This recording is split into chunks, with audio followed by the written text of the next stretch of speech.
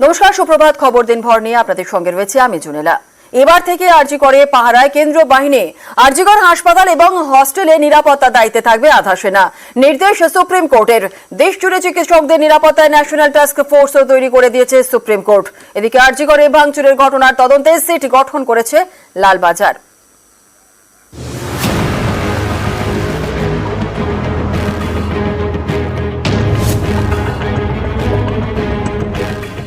শতপ্রণোদিত মামলা, শীর্ষ আদালতের শুনানি, সুপ্রিম কোর্টের নির্দেশ। আরজিকর হাসপাতাল এবং হস্টেলের নিরাপত্তায় কেন্দ্রীয় বাহিনী মোতায়েন করতে হবে। সরকারি হাসপাতালে নাইট ডিউটিতে থাকা মহিলা চিকিৎসককে খুন, ধর্ষণ। 9 আগস্ট হাসপাতাল থেকে দেহ উদ্ধার হয়। তারপর থেকেই দেশ জুড়ে তোলপাড়। এই ঘটনার তদন্তের মাঝেই গত 14 আগস্ট মাঝরাতে আরজিকরের ভেতরে ঢুকে ভাঙচুর চালানো হয়। চিকিৎসককে খুন ধর্ষণের পর থেকেই আন্দোলনে নামেন ডাক্তার এবং ডাক্তারি পড়ুয়ারা। বিচার চাওয়ার পাশাপাশি নিরাপত্তার দাবিতে তারা সরব। হাসপাতালে ভাঙচুরের পর এই দাবি আরও জোরালো হয়। এরই মাঝে শতপ্রণোদিত মামলা করে সুপ্রিম কোর্ট। মঙ্গলবার সেই মামলার শুনানিতে প্রধান বিচারপতি DY চন্দ্রচূড়ের বেঞ্চের নির্দেশ, আরজিকর হাসপাতাল এবং হস্টেলের নিরাপত্তায় কেন্দ্রীয় বাহিনী মোতায়েন করতে হবে। পর্যাপ্ত বাহিনী মোতায়েন করবে কেন্দ্র। CISF এবং CRPF দুই বাহিনী মোতায়েন করা যেতে পারে। কখন কোন বাহিনী মোতায়েন করা হবে সেটা কেন্দ্রের সিদ্ধান্ত। 9 আগস্ট আরজিকরের সেমিনার হল থেকে উদ্ধার হয় মহিলা চিকিৎসকের দেহ। এড়িয়ে প্রধান বিচারপতি বলেন, অপরাধের নৃশংসতায় দেশ স্তম্ভিত। চিকিৎসকদের সুরক্ষা নিশ্চিত করতে পদক্ষেপ করতে হবে। আরও একটা ধর্ষণের অপেক্ষায় বসে থাকতে পারি না। দেশ জুড়ে চিকিৎসকদের নিরাপত্তায় 10 সদস্যের ন্যাশনাল টাস্ক ফোর্স তৈরি করে দিয়েছে সুপ্রিম কোর্ট। চিকিৎসক এবং স্বাস্থ্যকর্মীদের নিরাপত্তা সুনিশ্চিত করতে কি কি করণীয় তা জানাবে টাস্ক ফোর্স। কেন্দ্রীয় সরকারের প্রতিনিধিরা এই দলে থাকবেন। 3 সপ্তাহের মধ্যে প্রাথমিক রিপোর্ট দেবে ন্যাশনাল টাস্ক ফোর্স। আরজিকরের ঘটনায় এদিন উদ্বেগ প্রকাশ করেন প্রধান বিচারপতি। বলেন, ভয়ঙ্কর ঘটনা। কলকাতার হাসপাতালে যা হয়েছে তাতে গভীরভাবে উদ্বিগ্ন। এটা শুধু একজন মহিলার ধর্ষণ ও খুনের ঘটনা নয়, কর্মক্ষেত্রে চিকিৎসকদের নিরাপত্তা উদ্বেগে রেখেছে। দেশের জুনিয়র চিকিৎসকরা নিরাপত্তাহীনতায় ভুগছেন। হাসপাতালে চিকিৎসকদের ডিউটি রুম বা রেস্ট রুম নেই। তাদের টানা 36 ঘন্টা কাজ করতে হচ্ছে। নিরাপদ কর্মক্ষেত্র তৈরি করা দরকার। কর্মক্ষেত্রে মহিলারা নিরাপত্তা না পেলে সেটা তাদের মৌলিক সাম্যের অধিকার থেকে বঞ্চিত করা। প্রধান বিচারপতি এদিন জানতে চান, অপরাধ জানার পরেও অধ্যক্ষ কেন তা আত্মহত্যা বলে চালানোর চেষ্টা করলেন। রাজ্যের আইনজীবী কপিল সিব্বল তখন বলেন, এ কথা সত্য নয়, অস্বাভাবিক মৃত্যুর মামলা রুজু করা হয়েছিল। প্রধান বিচারপতি জানতে চান, নিহতের বাড়িতে কে ফোন করেছিলেন, FIR কখন হলো। কপিল সিব্বল বলেন, শুক্রবার রাত 11:45-এ FIR হয়। এতে বিস্ময় প্রকাশ করে প্রধান বিচারপতি বলেন, রাত 8:30টায় পরিবারের হাতে দেহ তুলে দেওয়া হয়েছে, আর রাত 11:45-এ পরিবারের অভিযোগের ভিত্তিতে FIR। এরকম কেন হলো? খুনের সময় নিহতের পরিবার ঘটনাস্থলে ছিল না, তাহলে তখন হাসপাতাল কর্তৃপক্ষ কেন FIR করেনি? কেন্দ্রের আইনজীবী তুষার মেহতা বলেন, মহিলা চিকিৎসকের দেহ নিয়ে পশুর মতো ব্যবহার করা হয়েছে। রাজ্য জুড়ে আইন শৃঙ্খলা রক্ষা ব্যর্থ হচ্ছে। রাজ্যের DGP-কে সরাতে হবে। রাজ্যে থাকা অন্য কোনো DG-কে দায়িত্ব দিক আদালত। পাল্টা কপিল সিবাল বলেন, কলকাতা পুলিশ রাজ্যের DGP-র আওতায় পড়ে না, তাহলে কেন রাজ্যের আইন শৃঙ্খলা নিয়ে প্রশ্ন তোলা হচ্ছে? তখন প্রধান বিচারপতি রাজ্যের আইনজীবীর কাছে জানতে চান, অধ্যক্ষ নিয়ে কি করছেন? চিকিৎসক খুনের ঘটনায় তাঁর ভূমিকা নিয়ে যখন প্রশ্ন উঠছে, তখন তাকে কেন অন্য মেডিকেল কলেজের অধ্যক্ষ পদে নিয়োগ করা হলো? আগামী বৃহস্পতিবার এই মামলার পরবর্তী শুনানি। সেদিন CBI থেকে স্ট্যাটাস রিপোর্টও তলব করেছে আদালত। গত 14 আগস্ট রাতে আরজিকরে হামলা চালায় বহিরাগতরা। রীতিমতো তাণ্ডব চলে। একাধিক পুলিশ কর্মী জখম হন। এ নিয়ে বিচারপতি JB পারদিওয়ালা বলেন, ভাঙচুর ঠেকাতে না পেরে হাসপাতালে কর্মীদের কাছে নিরাপত্তা চেয়েছে পুলিশ। এই পুলিশ নির্যাতিতার পরিবার বা হাসপাতালকে কিভাবে নিরাপত্তা দেবে? এই তত্ত্বেই আরজিকরের নিরাপত্তায় আধা সেনা মোতায়েনের নির্দেশ দিয়েছে সুপ্রিম কোর্ট। এদিকে 14 আগস্ট মাঝরাতে হাসপাতালে তাণ্ডবের ঘটনার তদন্তে সিট গঠন করল লালবাজার। 15 সদস্যের বিশেষ তদন্তকারী দল তৈরি করা হয়েছে। নিউজ 18 বাংলা। সুপ্রিম নির্দেশের রাজনৈতিক তরজা, পুলিশের ভূমিকায় প্রশ্ন সুকান্ত অধীরের, সর্বোচ্চ আদালতের পর্যবেক্ষণকে স্বাগত কুণাল ঘোষের।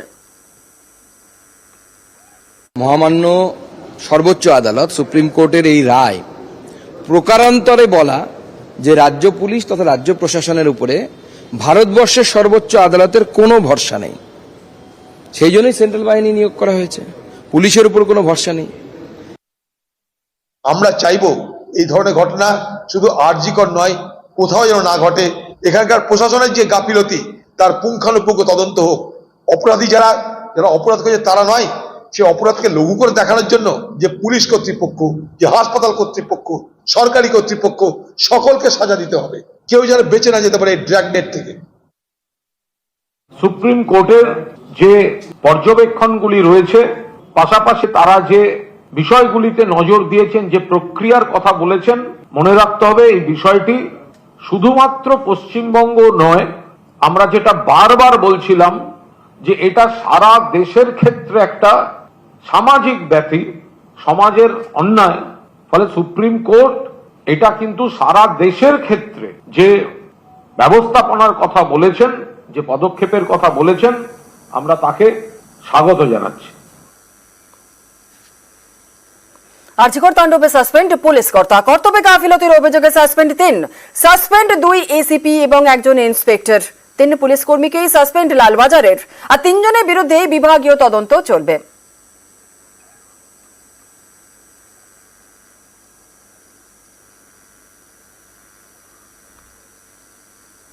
হাসপাতাল সুরক্ষায় অবসরপ্রাপ্ত সেনা এবং পুলিশ, অবসর নেওয়া আধিকারিকদের সিকিউরিটি অফিসার, অবসরপ্রাপ্ত ডিএসপি এবং অতিরিক্ত এসপিদের নিয়োগ, অবসরপ্রাপ্ত সেনা অফিসারদেরও নিয়োগের সিদ্ধান্ত। প্রত্যেক হাসপাতালে সিকিউরিটি অফিসারও নিয়োগ, এসপি এবং সিপিদের তালিকা তৈরির নির্দেশ নবান্নের।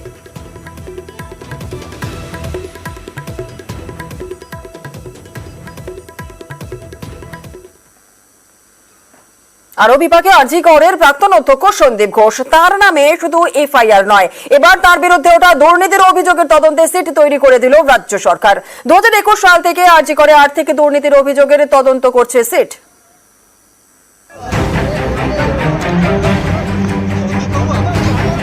ফান্ড তছরূপ থেকে টেন্ডার দুর্নীতি, আরজিকরের প্রাক্তন অধ্যক্ষ সন্দীপ ঘোষের বিরুদ্ধে অভিযোগের পাহাড় ছিলই।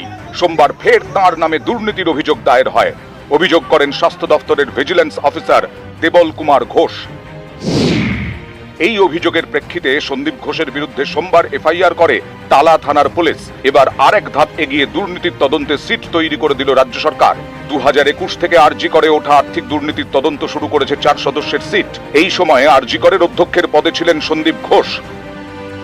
গত 9 আগস্ট আরজিকরে মহিলা চিকিৎসকের দেহ উদ্ধার হয়। 12 আগস্ট অধ্যক্ষের পদ থেকে ইস্তফা দেন সন্দীপ।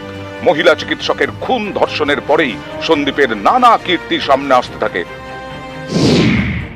আরজিকরে রক্ষণাবেক্ষণের দায়িত্বে পূর্ত দফতর। অভিযোগ, সেই দফতরে না জানিয়েই থার্ড পার্টিকে দিয়ে কাজ করাতেন অধ্যক্ষ সন্দীপ। টেন্ডার এড়াতে হাসপাতালের কাজে 1 লক্ষ টাকার কম বাজেটের একাধিক টেন্ডার ডাকা হতো। হাসপাতালে বেআইনিভাবে পার্কিং এবং ক্যান্টিন চালু করেন সন্দীপ ঘোষ। টেন্ডার হোক বা ভেন্ডার, সবকিছুতেই তাকে কমিশন দিতে হতো বলে অভিযোগ। শুধু তাই নয়, আরজিকরে বেসরকারি নিরাপত্তারক্ষী নিয়োগেও সন্দীপ ঘোষ দুর্নীতি করেছেন বলে অভিযোগ। এই বেসরকারি নিরাপত্তারক্ষীদের মাধ্যমে হাসপাতালের বায়োমেডিক্যাল ওয়েস্ট বাইরে পাচার করতেন বলে অভিযোগ টাকা নিয়ে পড়ুয়াদের পাশ করানো এবং ডাক্তারদের বদলিও করতেন সন্দীপ। গত বছরের জুলাইয়ে ভিজিলেন্স কমিশনে অভিযোগ দায়ের করেন আরজিকরের তৎকালীন ডেপুটি সুপার আখতার আলী, কিন্তু সন্দীপ ঘোষ প্রভাব খাটিয়ে তাকেই বদলি করিয়ে দেন বলে অভিযোগ। সঙ্গে গন্ডগোল হয় ওই ফেব্রুয়ারি 2023 সালে উনি কিছু অফিসারকে গিফট দিয়েছিলেন, সেই নোটশিটও আমি সই করে নিই এনএমসি ইন্সপেক্টরে। এটা তো ওয়ান কাইন্ড অফ ঘুষ। এগুলো আমি প্রতিবাদ করেছিলাম বলে রাতারাতি, আমার শুধু না, অনেক ডাক্তার যারা প্রোটেস্ট করতেন, ওনার নিয়মগুলো মানতেন না, বেআইনি কাজগুলোকে সাপোর্ট করতেন না, রাতারাতি বেছে বেছে তাদেরকে উনি ট্রান্সফার করেছেন। উনি একটা নিজের সাম্রাজ্য ওখানে তৈরি করে পুরো মেডিকেল মাফিয়া হিসাবে চালাতেন। এবার আরজিকরে যাবতীয় আর্থিক দুর্নীতির অভিযোগের তদন্ত করবে সিট। সোমবার স্বাস্থ্য দপ্তরের আধিকারিকদের সঙ্গে বৈঠক করেন সিটের সদস্যরা। এই সপ্তাহেই সব অভিযোগকারী এবং সন্দীপ ঘোষকে তলব করা হবে। নিউজ 18 বাংলা।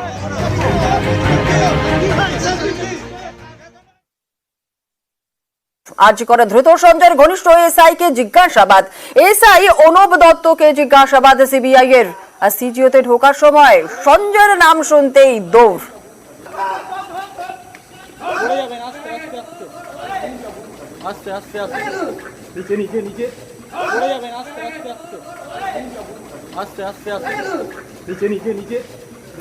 আর এরপর 4 ঘন্টা পর বেরোন অনুপ দত্ত। অনুপ দত্ত তিনি বালুরঘাটে তার বাড়ি। এসআই অনুপ দত্তের পুলিশ ওয়েলফেয়ার বোর্ডের সদস্য অনুপ।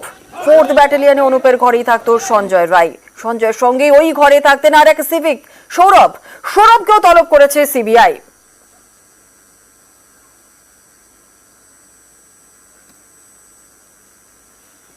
আরজি করে মহিলা চিকিৎসককে ধর্ষণ এবং খুন, ময়নাতদন্ত রিপোর্টের প্রমাণ মিলেছে। কিন্তু খুনের পেছনে কজন, মহিলা চিকিৎসককে কি গণধর্ষণ করা হয়েছে, এসব রহস্যের ফাঁস করবে ফরেনসিক রিপোর্ট।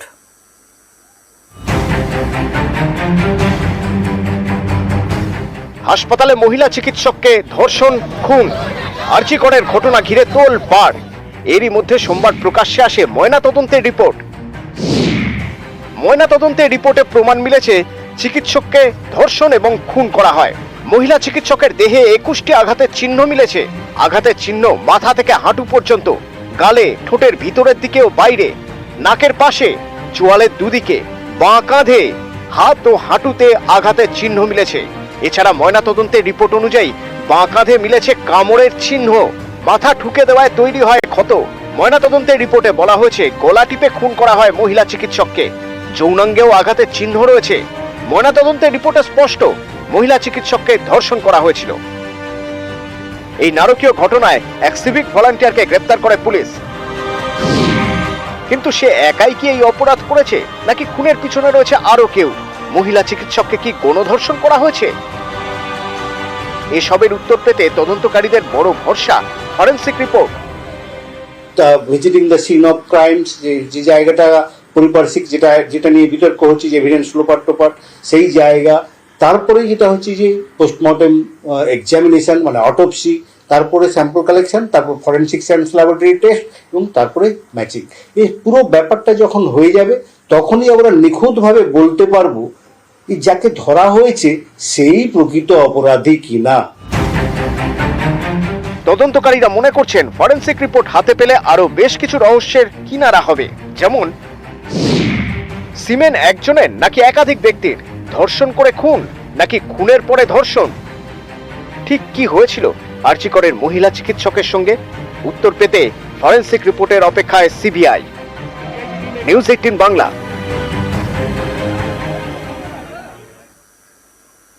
আরজি করে নিরাপত্তায় আধা সেনা, নির্দেশ দিয়েছে সুপ্রিম কোর্ট। গত 9 আগস্ট হাসপাতালে মহিলা চিকিৎসকের খুন, ধর্ষণের পর থেকে আন্দোলনে চিকিৎসকরা। আর এর মাঝেই গত 14 আগস্ট মাঝরাতে আরজি করে হামলা।